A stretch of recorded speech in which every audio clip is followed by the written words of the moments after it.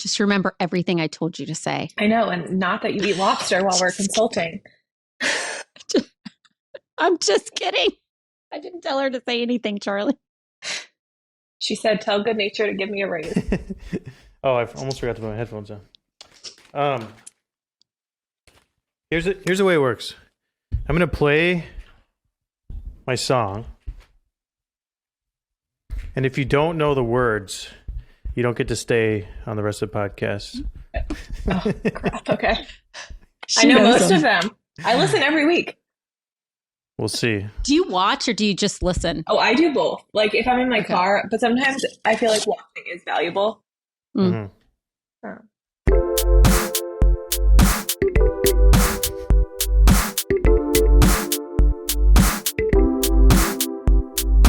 It's another Friday. This week I did it my way. Come on. I made lots of juice, and now I feel the boost. Baby say, oh, it's the way I make my juice. Pressing fruits and roots. This week I did it my way. Baby say, oh, now let's have some fun.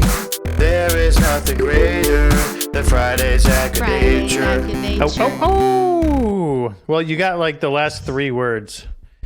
So I guess we'll let you stay on for a little while.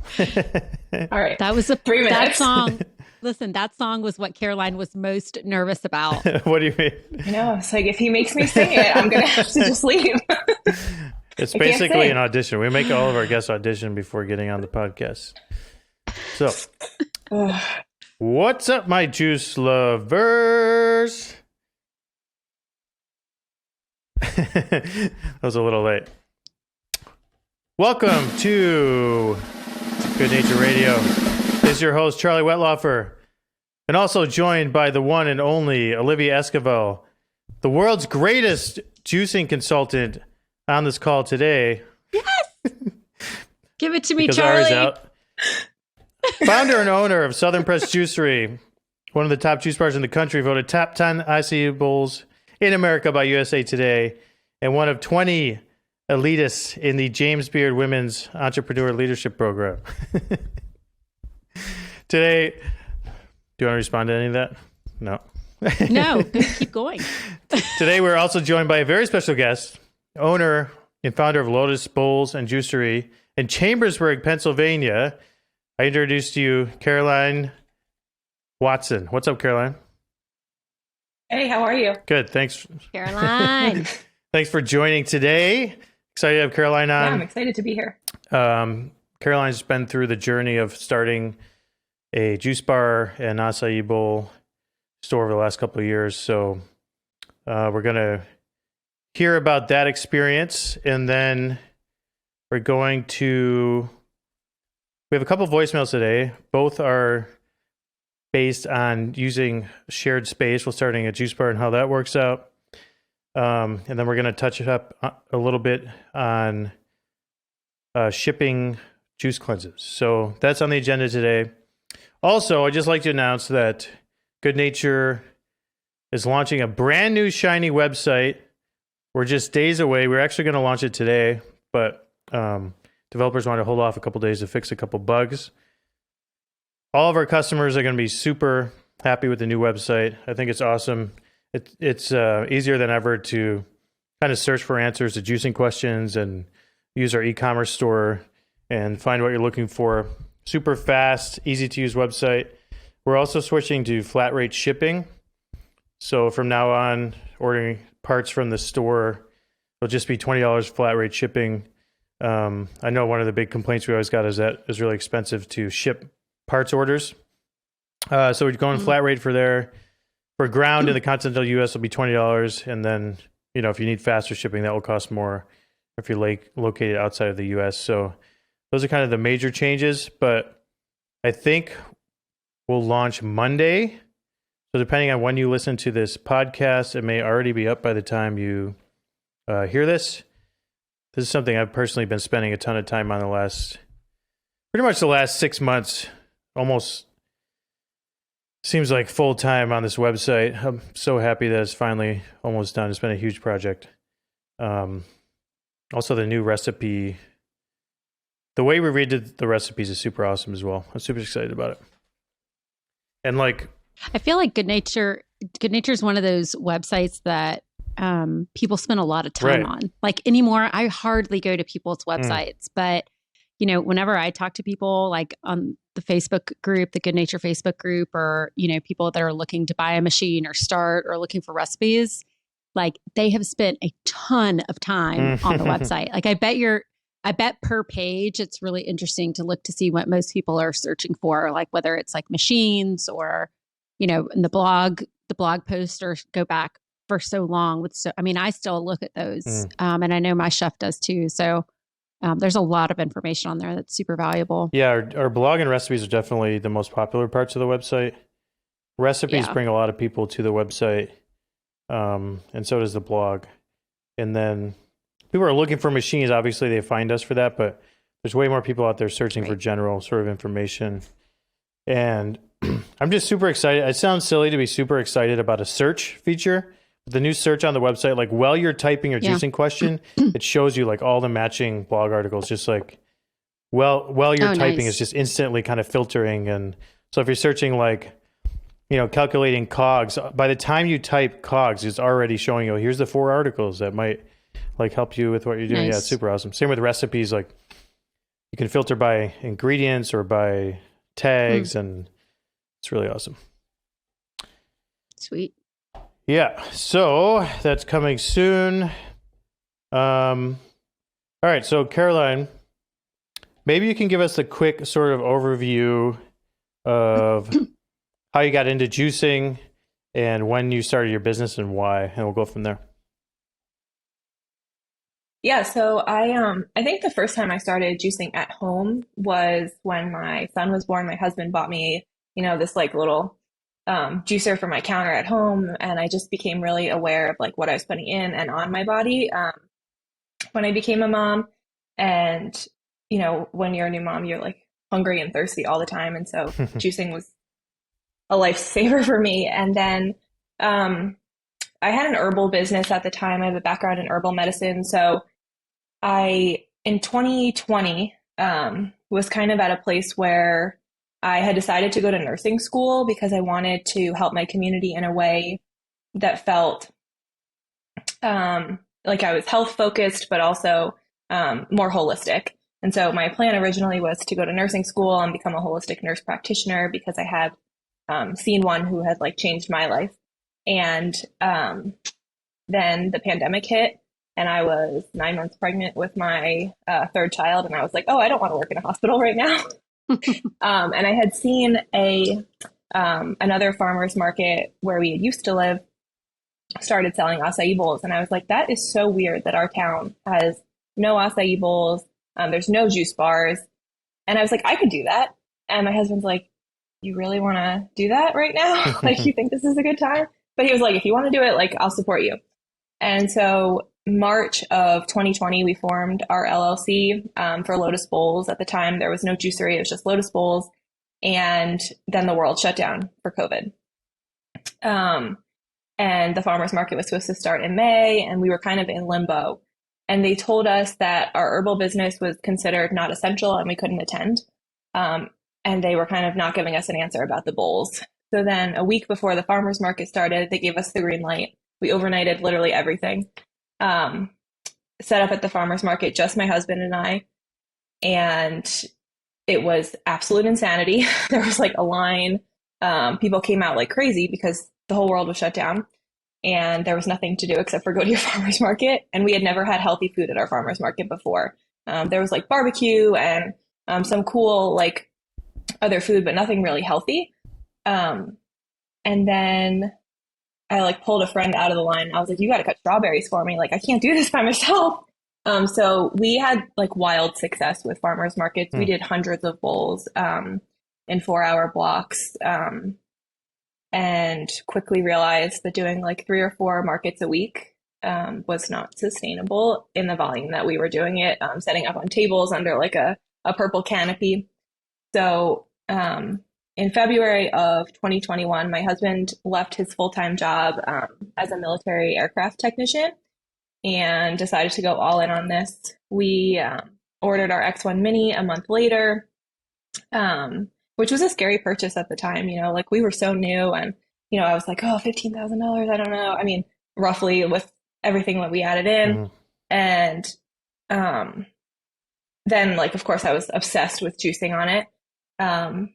We borrowed commercial kitchen space from a local kombucha tap room that allowed us to use her space, and we did pop-ups there.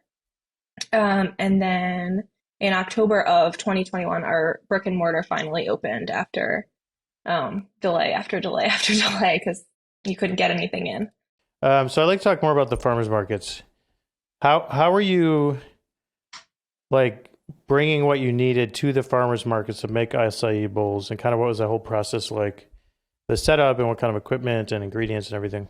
It was complete and utter insanity. My husband would carry coolers that were like hundreds of pounds. And everybody thought we were nuts, but it was the only way to make it happen. And I will always like give him credit for making it happen because I really don't know that anybody else could have done it. I mean, we would bring enough stuff for like 500-600 bowls. And when you're we don't use scoopable acai sorbet or anything like that. We blend our bowls to order, similar to Southern Pressed, that we take a lot of pride in being made to order. And so logistically, that's really hard when you don't know how many people are coming to a market. And we would bring like tons of fresh fruit and set up literally under a 10 by 10 tent and just kill blenders for hours. We had so many. We would just cycle through our Vitamixes. I have a question. Caroline, how many, when you did the farmers markets, how many bowls SKUs did you have? How many different flavors did you have? When we first started, we just had our acai, like one acai base and then 3 topping options. So we started like that. Then we added in a pitaya bowl. By the time we were done with farmers markets, we were able to do like 3 or 4 bases, depending on the event and what staffing looked like. And then we had like 2 smoothies. And then when you would do the bases, like when you would do bowls, would you do them in larger batches? Like, would you do kind of like how I show sometimes like on an XL blender? Were you even using an XL blender, or were you using just like a normal? A 64 so you would ounce? You could make about 4 bowls per base, basically. Yeah, 4 or 5 like that. Yep. Yeah. So. And then how did you keep it frozen? Like, how did you keep the base frozen, or were they just going so fast that we did like 100 bowls an hour? I mean, wow. So they were just going so fast you didn't have to worry about keeping them. Yeah. No, this is wild. really interesting because I've never even done bowls at a farmer's market for this very reason, that it's very tough. You have to set up so much in advance that it's easy for juices, but for bowls, you have to set up so many hours in advance before anybody really gets there. Yeah. Nobody wants a bowl at 8 a.m. They want a bowl closer to lunchtime. So like to keep that consistency frozen so that, keep your bananas frozen and all of your frozen goods really hard so that you can get the consistency you want is not an easy feat. No. So what kind of, you just had like Igloo freezers out there, or what? Yeah, were you we had doing? literally, I think, Igloo coolers, and we would like layer them, like frozen, like we freeze our own bananas like you guys do. Mm-hmm. So it was like ice pack banana, ice pack. And then we had like 4 or 5 coolers, and we would cycle through, like we'd be like, all right, time to switch this one out. But I mean, there was times it was like 95 degrees, and you know, our consistency wasn't perfect every time. But it was pretty good. I mean, I don't really want to go back to doing that. It was brutal, but it was fun. And, we were able to cash flow our entire startup that way. We didn't take a loan. The only thing we financed was our Mini. And then we hustled for our X1. Wow, that's great. So you were doing, you said you were doing up to like 400 bowls in a farmer's market? I think that was probably, like, our market was 4 hours, so we probably did around 400.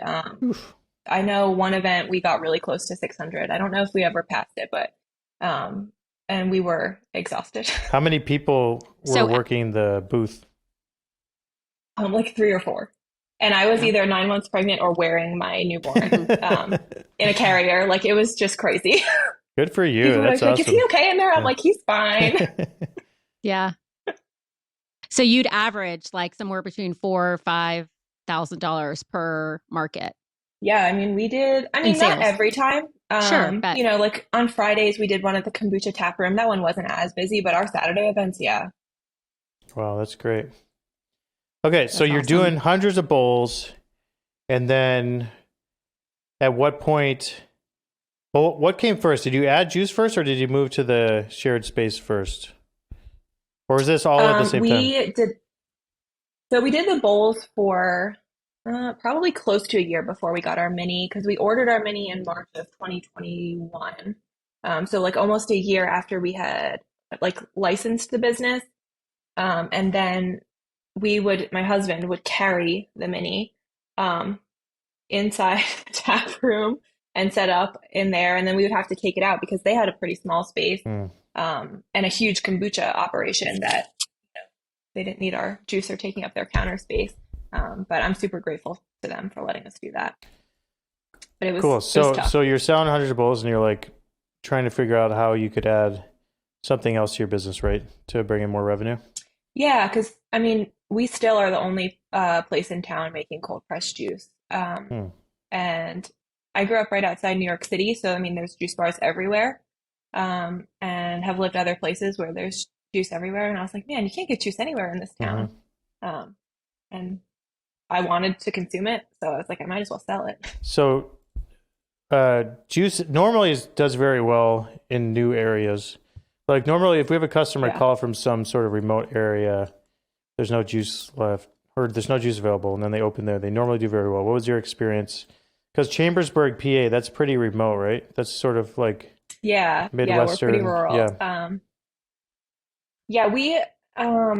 We did really well with juice. I mean, we sold out. There was a time where we actually stopped juice production because we couldn't keep up with both. And we just it was like, what are we going to do? And you know, when you're juicing hundreds and hundreds of bottles on the mini, that's 12-hour day, and we didn't have time for it. So once we had juice regularly, I mean, we sold out almost every time. And it went really well. It's still going really well. And I think that we definitely are starting to see some competition pop up.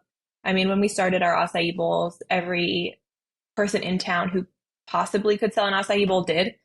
We had breweries put one on their menu. We had every coffee shop put them on their menu. And, it's just kind of funny. Like, it's new to an area, so everybody wants to jump on it. When we started cold pressed juice, we had someone bottle orange juice to resell it.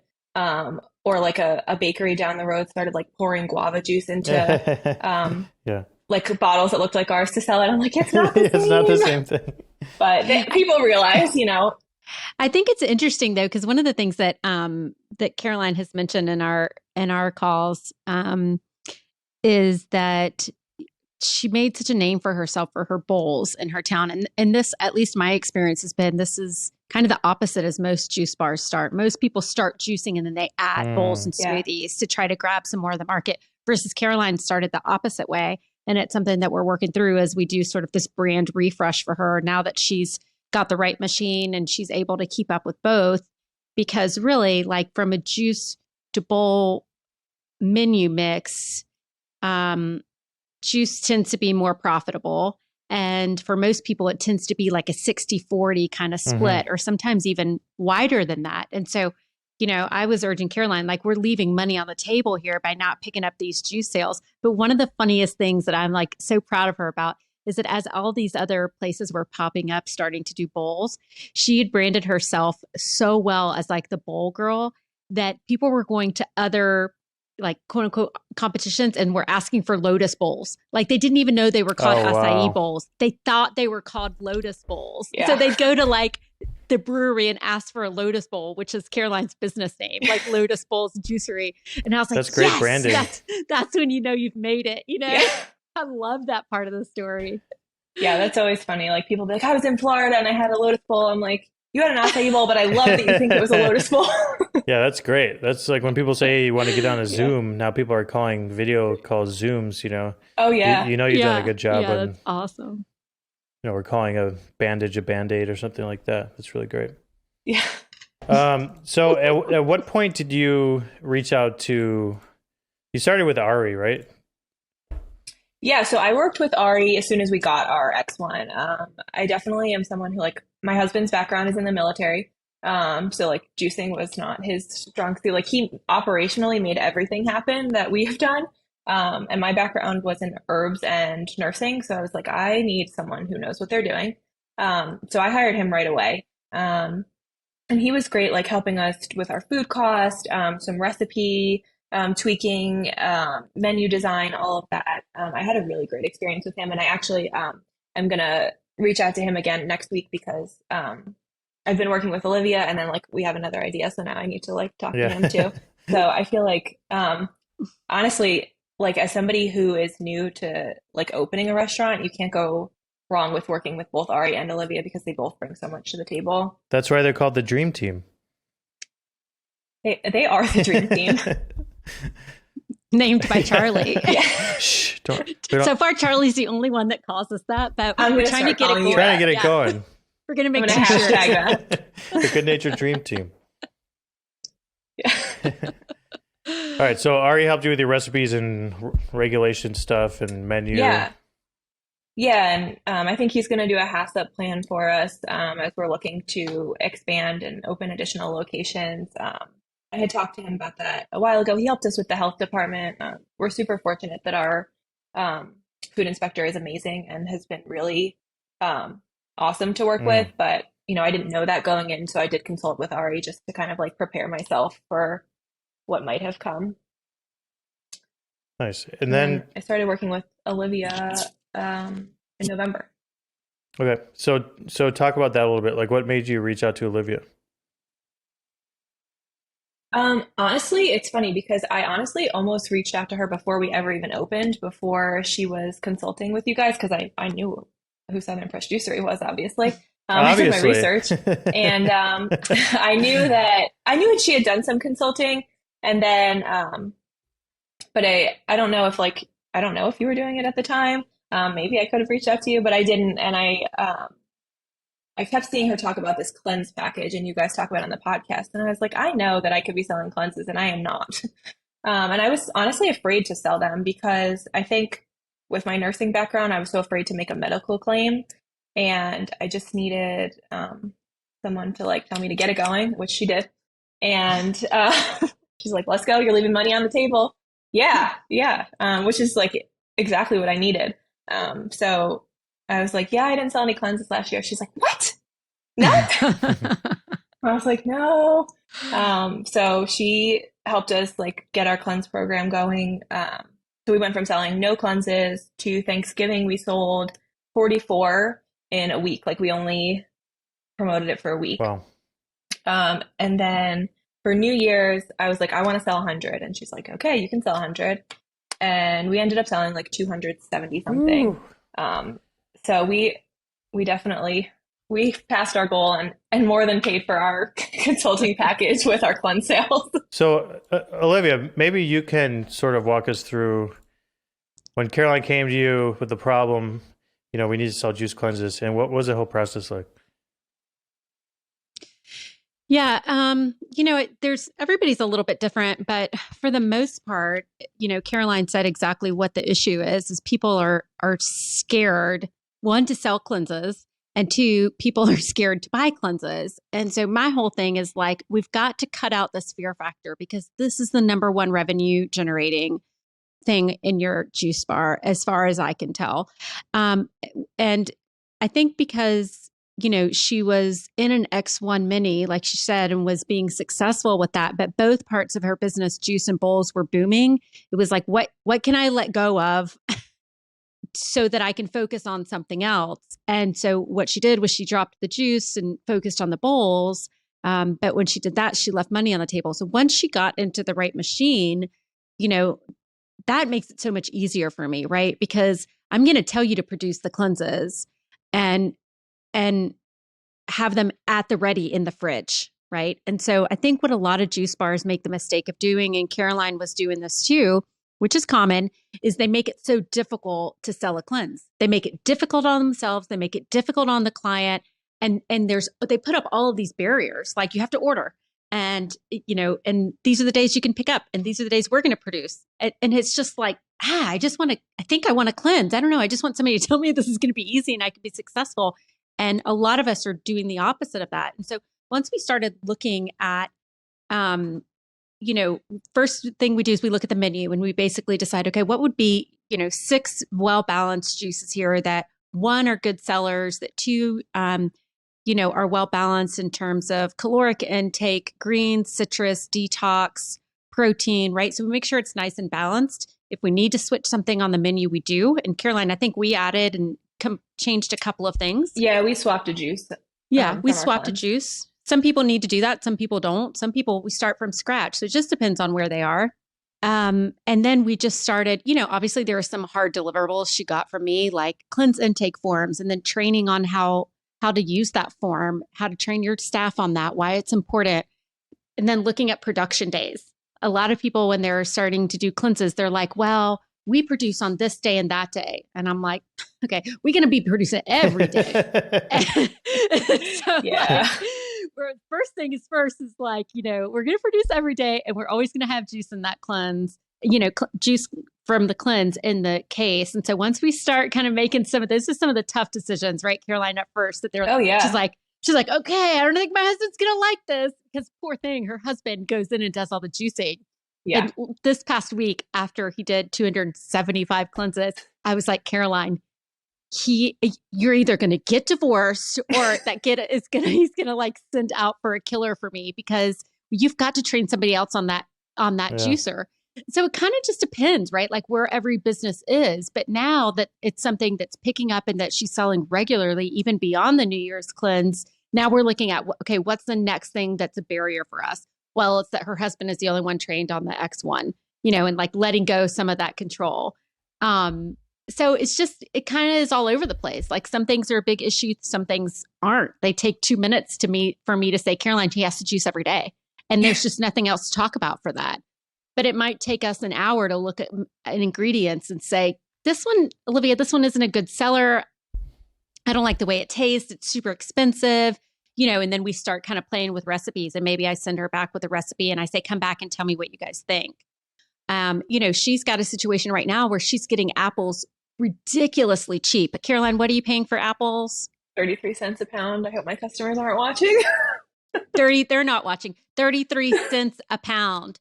So, so we only for 2 more weeks, sadly. Oh, yeah. So we worked a lot on like, okay, how can we incorporate apples into as many juices as we can to sort of increase, the profit margin on her menu spread, but without every single juice being an apple in it. Right. So like we've got to balance that out. But man, Caroline is a goal-oriented girl. And, on one hand, it's fantastic because we can measure it. But on the other hand, I was like, woo, okay. Like, she'd hit me up at like 9:00 at night. Like, I've got to hit 25 more. And I'm like, Caroline, we already passed the goal. She's like, I made a new goal, and so every time I'm like, okay, just remember, we already passed the goal. So she would make it harder and harder and harder until finally, like, I just stopped asking.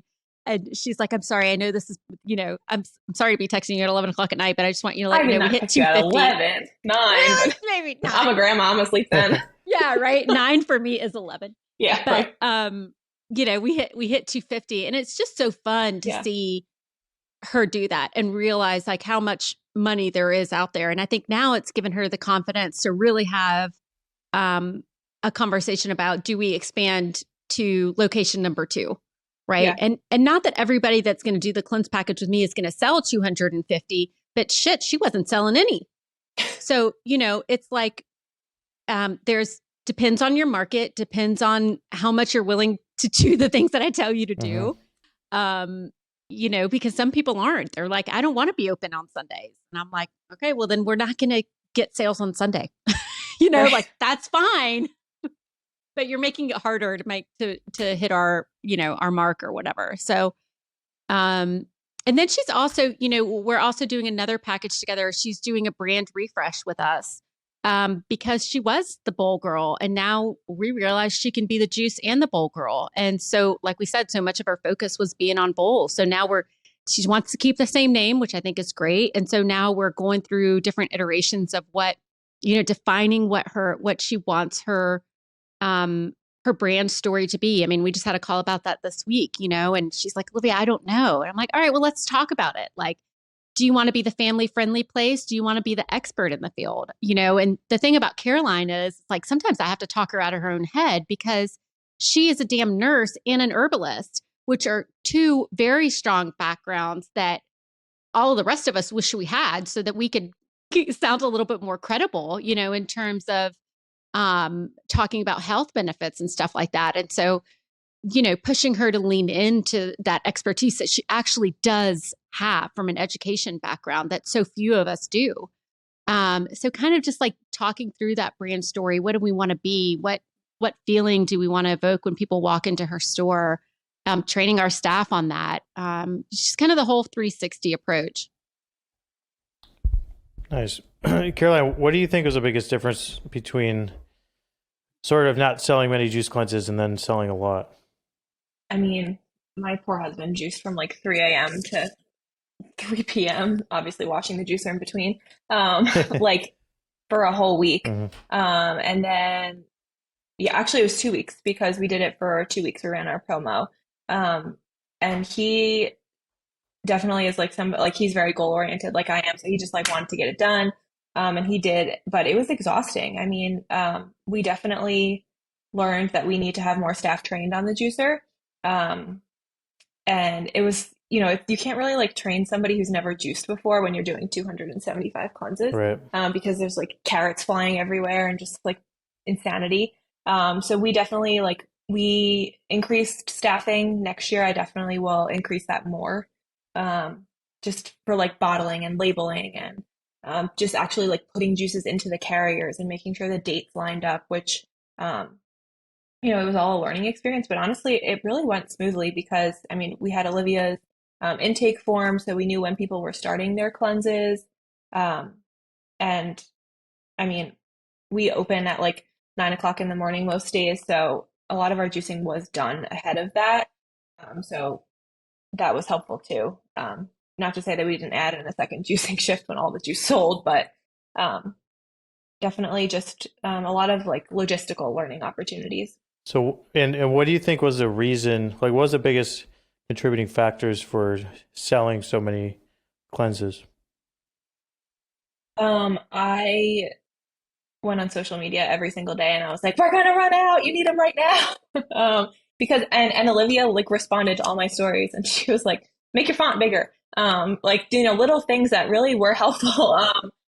And I think that there's no juice cleanses offered in our town. So like if anybody had even thought about doing one before, they're like, oh, I can actually get one in my town now. Yeah. So we definitely captured a ton of new customers this way. Our staff, we gave them any member of our team that sold a cleanse at Thanksgiving, we gave them a free cleanse. So our whole team ended up cleansing for Thanksgiving. So they were able to talk about what it felt like for them. I will say I definitely learned that I had to guide that conversation with my staff because if they, had never consumed a green juice before, that was a stronger green juice, I was like, you can't tell people that you didn't like it. Because it's not that it's a bad juice, it's that you don't know what celery and parsley tastes like in a juice, which isn't their fault. But definitely from Thanksgiving to New Year's, I learned a lot about how to train my staff on how to sell a cleanse. Interesting. Yeah, you can say things like, this one's more suited for people that drink a lot of green juice that's not very sweet, right? Yeah. Very cool. Yeah, but I think there's some non-negotiables, that I pushed Caroline to and she agreed. Like, we're going to juice every day. We're going to go on social media every day. We're going to talk with a sense of urgency. And quite frankly, Caroline, I would tell her, nobody's going to sell cleanses like me and you do. So if you don't have time to be in the store, like I don't have time to be in the store, then your better be on Instagram selling them. And we'd be on a call together and she'd be like, I just got, 5 orders since we've been talking on Instagram. And so Caroline, wouldn't you say the majority of them came in through Instagram? Yeah, for sure. I think, they would send questions. I would answer their questions and send them like a direct checkout link. We had a few customers who were like, oh, I don't want to order online. So we just called and took their payment. Yeah. But I would say like at least 75% of our cleanse sales came from Instagram. Yeah. Yeah. Nice. And that, so a lot of it is just kind of like, talking through what the issues are, right? And like making them, even though it's going to take 2 more steps, I would tell them they can DM you to claim a cleanse, right? And so they would DM her and grab their number. Okay, grab their number, then call them and get on the phone and grab the cleanse order take and intake form and take the order. Like telling people call the shop, that doesn't work. Like you basically have just thrown away a sale. Yeah. So, hey, yeah, of course I can what's your phone number? I'll call you right now. Take the cleanse order right now and take payment. So those are the little things that I find are the most helpful for people when we're working on a package like this. Other than like the logistical things of like, what days are we going to produce? What days are they going to order? What days are they going to pick up? But like she would say, like my staff hasn't sold anything. And, they say that they don't like this green juice. And I'm like, well, tell them to quit saying that. Like there's just things you have to say as a boss. That's like, geez, like just shut up already. Don't say that anymore. Like just sample it and let them decide for themselves. But I think so many of us have young people running our stores that they do need that one-on-one training. And the reality is nobody's going to sell cleanses like Carolina and Olivia sell cleanses.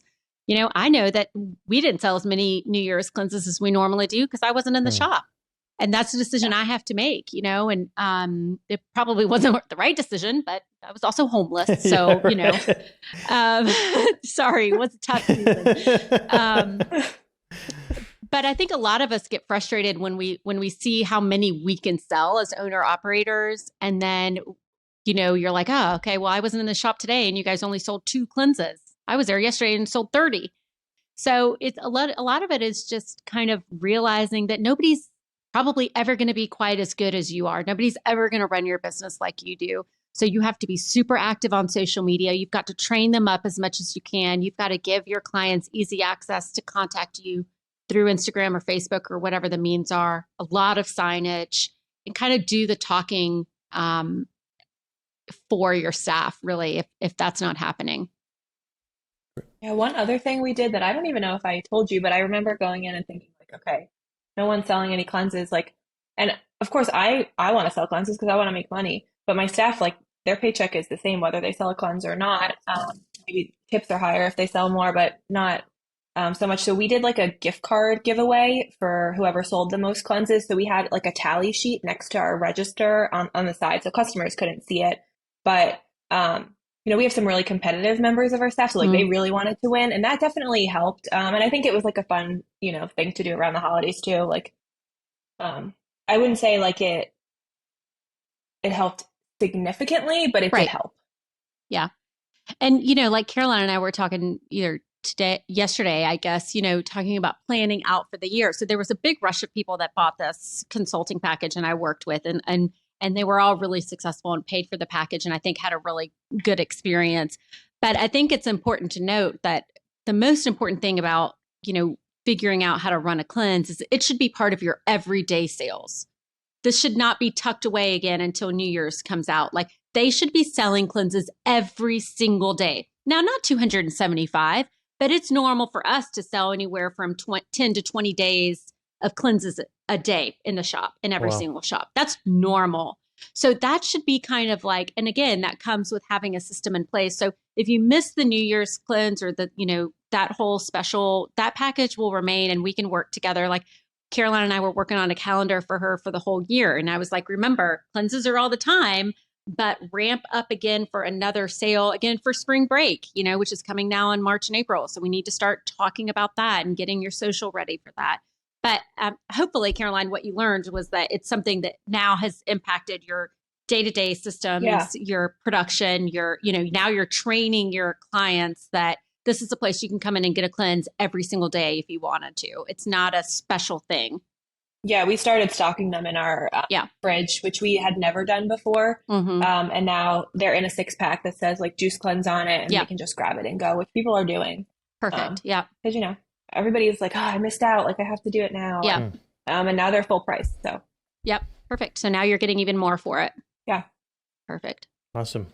And Caroline, what would you say right now in your business? So, all right, so you went from farmer's market with shared space to brick and mortar. What's sort of the next step for Lotus? Definitely hoping for a second location maybe this year.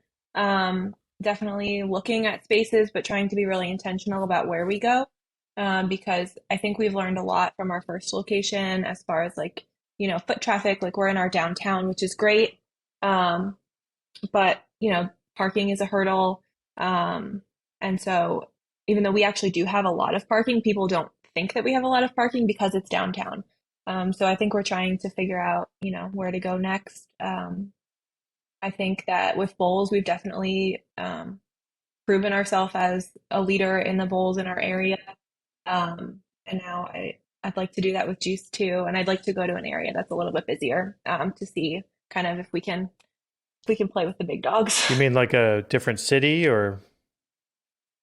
Yeah, we're in South Central PA, so like Harrisburg is a bigger area that's north of us, and there's some more populated areas between us and there that we have our eyes on, and some other places that I think have just more people. I have one suggestion for your business that I think will bring a lot of success. Can you make a bowl called the White Lotus on your menu? Oh, yeah. Oh, I never thought about that. I do have like a coconut base that's white. There you go. Yeah. You're welcome. That one's free. I'm gonna write that down. Thank you.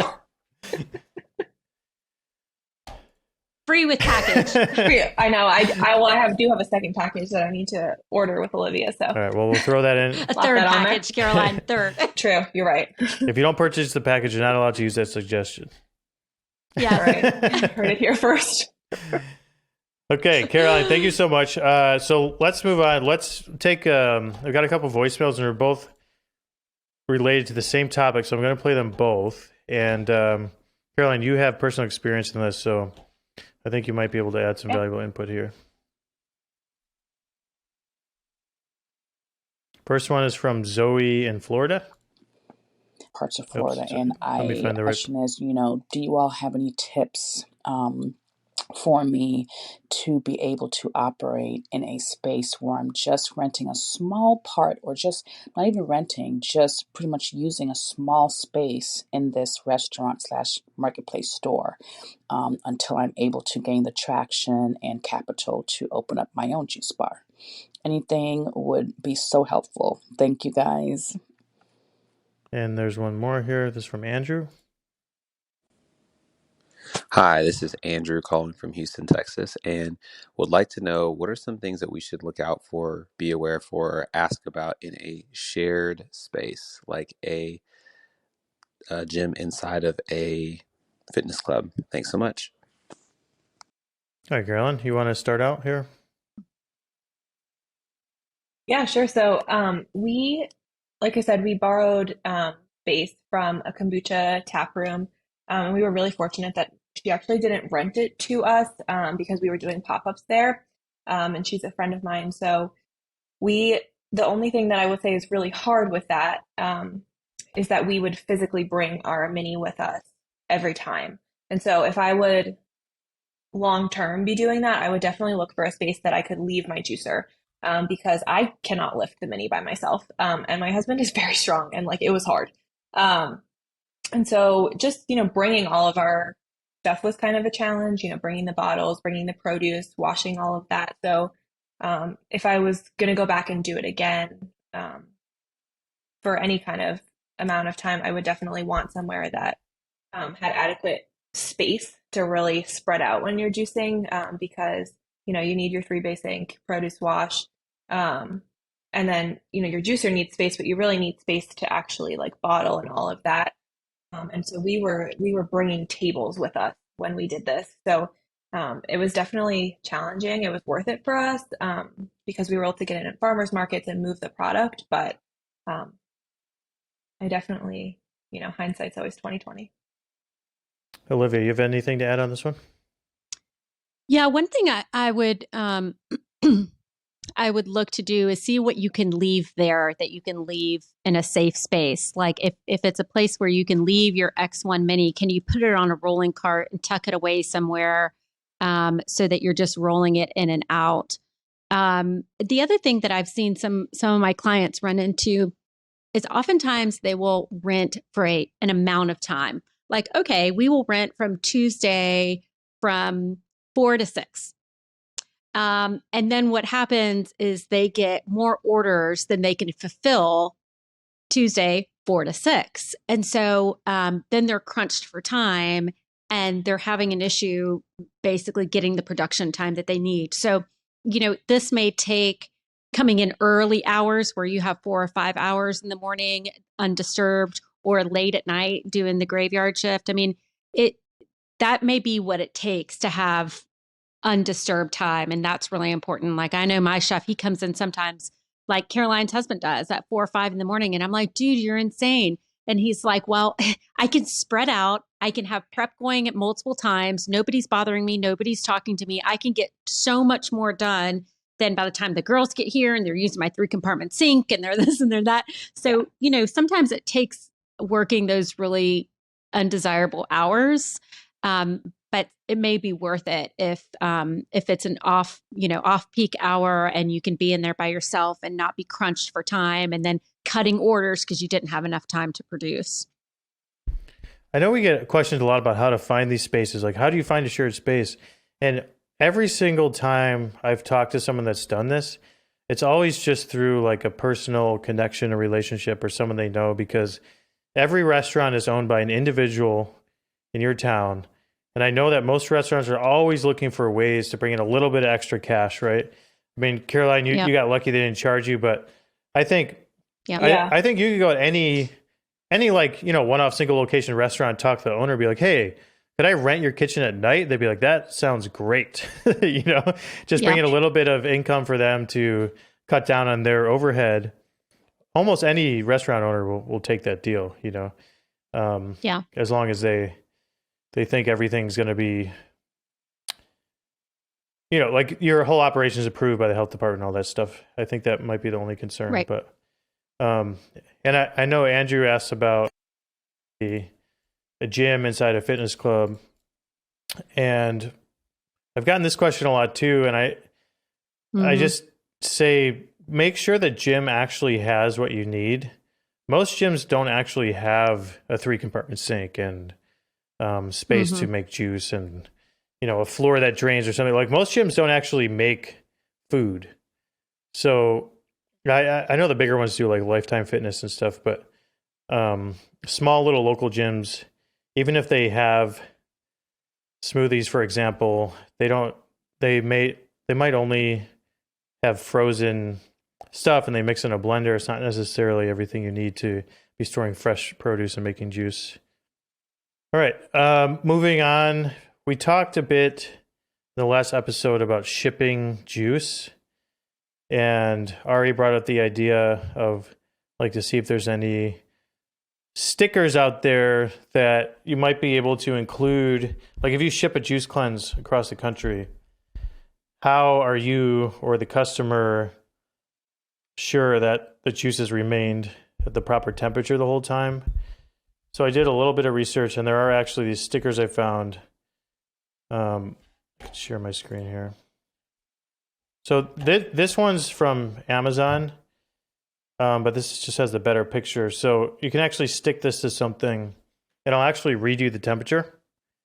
So if somebody... Awesome. Like, say you stuck this to one of the bottles of juice in a cleanse, they could open the box and check the sticker and see what temperature the package is at. And if it's warmed up past 40 degrees or whatever, you'll be able to see that. Now, it wouldn't tell you if it got out of temperature then back down to temperature, but I can't think of a reason why that would ever happen. Like, right. Once it's out, it's going to stay out. It's not going to get colder unless you're delivering somewhere where it's like snowing outside and you leave it on the porch, then it could get colder. Yeah. So for these, right on Amazon, a pack of 10 is $1.10 each, which is, oh, but these only start at 50 degrees, it looks like. So this might actually not work. But these ones I found on McMaster Carr. So McMaster Carr is a place where a lot of companies like Goodnature will order little components and nuts and washers and stuff. And it looks like they also have these stickers with all different kinds of configurations. Oh, yeah, here they are. Okay.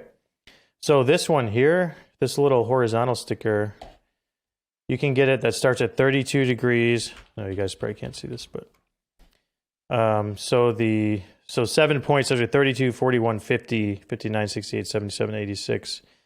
So that seems kind of perfect. And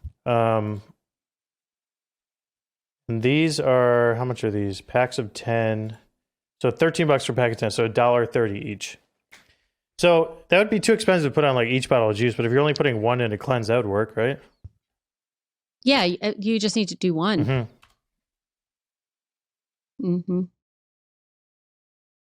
Yeah, that's pretty cool. At least as you're starting to like figure out what your packaging is going to be. Yeah, and then the only bad thing about that is then the guest saw that it got out of date, out of temp, and then you're kind of screwed. Well, you don't really want them drinking it though, right? I mean, right. Right. Like for me, I would only ship my pasteurized juice, so it's a little bit different for me because I know that if that really gets, if that hits 40, it's going to be fine. But, like for my almond milks that aren't pasteurized, I sure as heck wouldn't want that getting anywhere even close to out of the range. Yeah. My general raw juice, I think in general, but I just see consistently, if you hop on the Facebook group now, there's another conversation about every week people are talking about shipping. Yeah. And it's always raw juice, right? Shipping raw juice or shipping frozen juice, which is raw. So, yeah, I personally don't think I would feel comfortable doing that unless it's in a somewhat local area. But you just have too many cases of...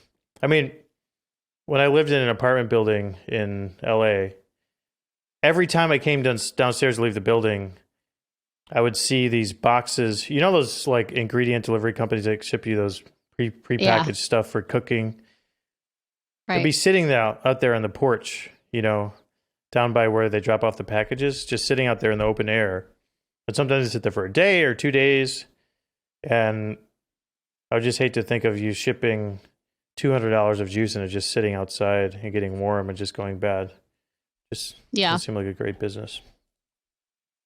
Yeah. Again, I just don't think we're there yet, but we'll see. I'm going to ship Charlie some juice. Oh yeah. Where's that? If he makes it or not. Charlie, can I move into my house, please? Moving in tomorrow. No, this is more important. Finally. I know. Now Charlie's going to be done with the website. Now he's going to be asking me for his juice every day. He's going to have like nothing to do now that the website is done. So you're moving in tomorrow? Yes, I'm moving in tomorrow. That's exciting. Super excited. Yeah. Congrats. Is everything ready? Oh. Thanks. Well, I guess everything's been ready for a while, right?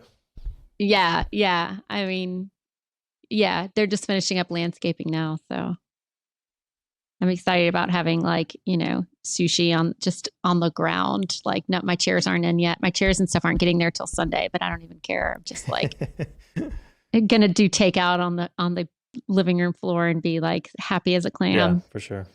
It's fun. All right, quick pro tip, go. Oh, I had a pro tip today that I thought about. I have a client that is having difficulty getting her bananas really hard and frozen for her smoothies and bowls. Caroline, you know about this. You can ask your purveyor, I think I've mentioned this before, to get them at a certain ripeness.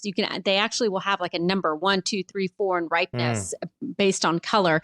But if you're buying them, like let's say at Walmart or Costco or something like that, and you don't have that luxury and you're finding that your bananas are really green, you can put a large trash bag over them for like a day, and they will quickly ripen so that they'll be at the right, like yellow tone for you to peel easily and freeze. So if you're having trouble with your bananas, you can ripen them quickly that way. So you just wrap them in a like airtight bag? Yeah, like usually, they come in boxes. Like when I buy them, they come in boxes. So we just grab a huge like kitchen, like black garbage bag, and then just cover them all the way down and just throw it over the top like a body sack and just leave them there, for a few hours or overnight. And then when you take them out, they should be nice and ready to peel. Nice. Yeah. Caroline, any chance you have a pro tip ready? Sorry, I like putting people on the spot. Do it even if you're scared. Like, I was so scared to sell cleanses. And just I think you really can't be an entrepreneur and like be scared to do things. You just have to do it. That's right. If you're not scared, you're probably not doing something worth your time. Yeah. As an entrepreneur. Yeah. All right. My pro tip for the day is be brutally transparent and honest with your staff. So if you hire somebody and say in the first week you notice you don't like the way they're doing something, you got to nip it in the bud right away. Because if you hold on to that and start resenting them for it, it's just going to create this weird energy where you think you're being nice by not telling them you don't like the way they're doing something. But in reality, what you're doing is allowing them to do a bad job. And then in the end, they start resenting you because they can tell you're not happy with them the way they're doing something. Then it becomes this weird thing. So I think if you're honest with people from the beginning, when you hire them, then you have the nice relationship where you can just tell each other, like, I don't like the way you're doing this. Or if they say, like, I don't like the way this is being done. So just have that culture going where you're just transparent from the beginning. That's my tip. Good one. What do you think, Olivia? Anything to say on that one? Tell it like it is. I think Olivia's pretty good at that. Stop doing that. I feel like everyone knows when Olivia comes into business, everyone knows, like, okay, it's time to. Oh, they hate it. And I'm always like, why, guys? I barely even come in here anymore. They're like, because you're going to start, changing things. And I'm like, you shouldn't be doing that. If you knew I was going to change something, you shouldn't be doing it. Yeah. I know. My poor husband. It's terrible. All right. Thank you, everybody, for, I think this is the 16th episode. It was awesome, Caroline. Thank you so much for coming on. This is a lot of fun. It's always great to have the Goodnature family on and talk about what's going on out in the juicing world and hear people's experiences. So thank you so much for joining us today. Great job, thank Caroline. you so much for having us. All right. Thanks, everybody. See you next time. I make my juice, Bye. pressing fruits and roots. This week I did it my way. Baby say, oh, now let's have some fun. There is nothing greater than Fridays at Goodnature.